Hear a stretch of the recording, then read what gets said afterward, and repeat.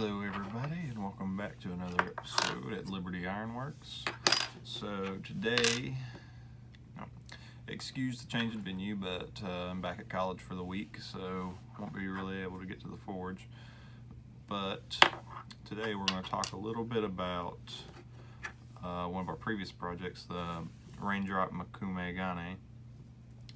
And I mentioned in that video how things didn't quite go as planned and how we wanted them to.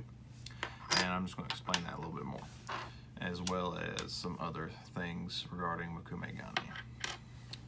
Alright, so in the last project we made a Raindrop Mokume Gane billet, and this is what we were going for. You see the pattern, and then you see the circles. That's the raindrops that we drilled in and hammered out. This is my first attempt. This is not what we did on the video. This is what we did in the video, and as you can see, it's very similar, and it has far more circles or raindrops. But this side, as you can see, is a hot mess. So what's the difference between these two?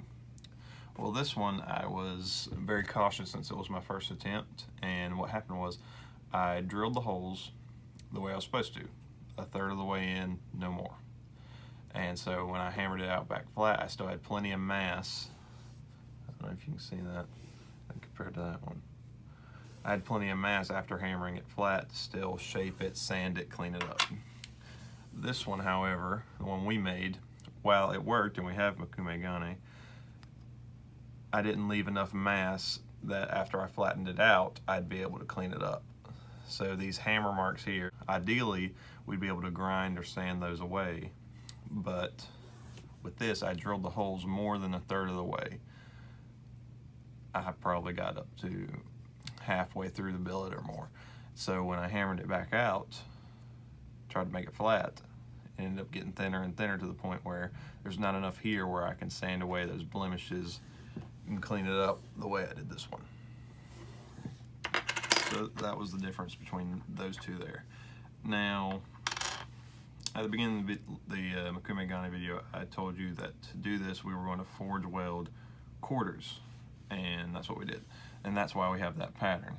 Now, I don't know if any of you have been curious as to whether you have to use quarters, but as far as I know, dimes may work, I don't know. I haven't tried dimes, they're just a little bit small and it seems inefficient.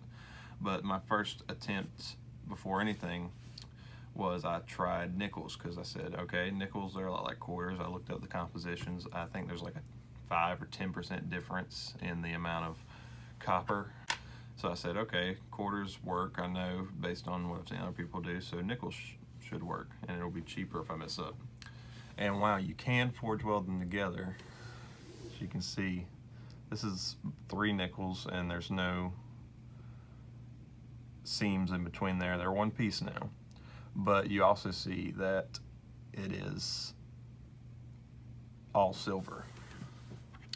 So while you can forge weld nickels together, you'll end up with, instead of a patterned metal like this, you'll end up with a plain silver like this. And that could have its own merits and things. This is just part of the billet I made. And I said, okay, I won't let it go to waste. I'll make something out of it. And so my girlfriend asked for a little heart keychain, and so that's what I made out of that. So just to recap, whenever you're making Mokume Gane, at least with a raindrop pattern, be careful not to drill too far, otherwise you'll lose all your material and you won't be able to get the fit and finish that you want later. And as for nickels, you can forge weld it together, you can get a billet out of it, but it won't be patterned. It'll just be this silver, shiny nickel color, which for ornaments and things could be useful. We might do something more with that later on. So if any of you are wondering whether you could use pennies, like if you were searching for, like the nickel gives you a silver billet, and you wanted to, well, maybe I want a copper billet or a brass billet, something looking with that particular color, could I use pennies? The answer is maybe. If you go and get the older pennies that are made with mostly copper. So I don't remember the date. I want to say it's somewhere in the 70s, something like that. But before that, they used mostly copper in pennies. Modern pennies are not something that you should ever forge at all. They're mostly zinc, and the fumes from heated zinc, they're very toxic, and they can cause severe health problems. I think they call it metal fever. Yeah, if you were to stick a modern day stack of pennies in the forge, you'd start to get a yellowish green smoke, and that is zinc oxide, and it can be deadly. So I don't mess with pennies at all in any of my projects, even the older ones. But if you really wanted to look into it, make sure as to what the date is for when they switched over, and only use the pennies that are mostly copper.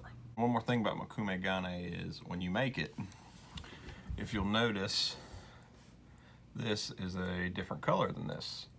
And if you'll look back on the video where we made Mokume Gane, you'll notice that when it came out, fresh out of the sander, it looked a different color from either of these two. It was much lighter. And I don't know the exact reason for that. It's some type of chemical reaction with both the air, probably the oils on your skin and such, but for whatever reason, Mokume Gane changes colors as you hold it and turn it and rub it and things like that. And you can actually polish it up to different things. So this, if I polish it up, would probably look more like this. So especially if you're carrying it around or wearing it a lot, it'll probably look more worn like that. But either way, they're both nice patterns, nice looks to them. And I read once that